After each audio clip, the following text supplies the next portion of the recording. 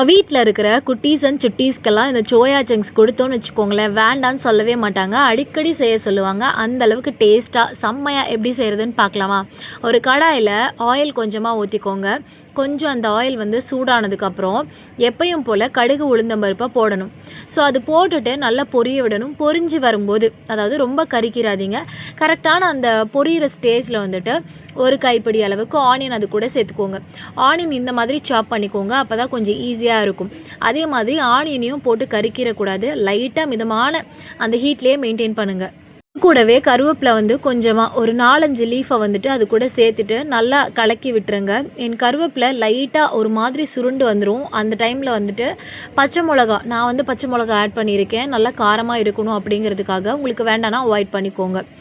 இது கூடவே இஞ்சி பூண்டு விழுது நீங்கள் இந்தளவுக்கே போடுங்க. ஸோ 2ஆக பிரித்து நான் காமிச்சிருக்கேன் பாருங்கள். ஸோ இஞ்சி பூண்டு விழுது தான் இது கிரேவியோட டேஸ்ட்டை வந்து ரொம்பவே என்ஹான்ஸ் பண்ணி கொடுக்கும். ஸோ அதனால் இஞ்சி பூண்டு விழுது வந்துட்டு கடையில் வாங்குறது யூஸ் பண்ணாதீங்க, நீங்களே கையில் இல்லை அப்படின்னா மிக்சியில் அரைச்சதை வந்து யூஸ் பண்ணிக்கோங்க. இது கூட நம்ம கொஞ்சமாக சாப் பண்ண டொமேட்டோஸ் வந்து ஆட் பண்ணிக்கலாம். நான் வந்து ஒரு 3 டொமேட்டோஸ் இதுக்கு ஆட் பண்ணேன். ஸோ உங்களுக்கு வேணும் அப்படின்னா எக்ஸ்ட்ரா கொஞ்சம் நிறைய பேர் இருக்காங்கன்னா ஒரு 4-5 போட்டுக்கோங்க. லைட்டாக மஞ்சத்தூள், அதுக்கப்புறம் உப்பு, அதுக்கப்புறம் மிளகா பொடி. இதை தவிர வேறு எதுவுமே நம்ம இது கூட சேர்க்க போகிறது கிடையாது. லைக் இந்த கறி மசாலா இதெல்லாம் ஆட் பண்ணணும் அப்படின்னா உங்களோட விருப்பம். பட் அதை ஆட் பண்ணாமலே நல்ல ஒரு டேஸ்ட் கொடுக்கும். இதுவே போதும். ரொம்ப சிம்பிளாக தான் இருக்கும், பட் இதுவே ஃபாலோ பண்ணுங்கள். ப்ராப்பராக ஃபாலோ பண்ணால் டேஸ்ட் வந்து செம்மையாக இருக்குங்க. நல்லா இந்த மாதிரி கலந்து விட்டுட்டு கொஞ்சம் கொஞ்சமாக தண்ணி ஊற்றி அந்த டொமேட்டோ வந்து நல்லா வேகணும். வெந்ததுக்கு அப்புறமேட்டுக்கு நம்ம நல்லா ஊற வச்சு நல்லா புழிஞ்சி எடுத்த சோயா சங்க்ஸை வந்து இது கூட ஆட் பண்ணிக்கலாம்.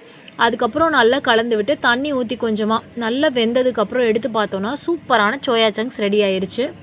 சேனலை ஃபர்ஸ்ட் டைம் பார்க்குறீங்கன்னா சப்ஸ்கிரைப் பண்ணிவிட்டு இந்த வீடியோவை சேவ் பண்ணி வச்சுக்கோங்க. அதே மாதிரி இதை ட்ரை பண்ணிவிட்டு இந்த ரெசிபி எப்படி இருந்துச்சுங்கிறத எனக்கு மறக்காமல் கமெண்ட் பண்ணுங்கள். தேங்க்யூ ஃபார் வாட்சிங். பாய்.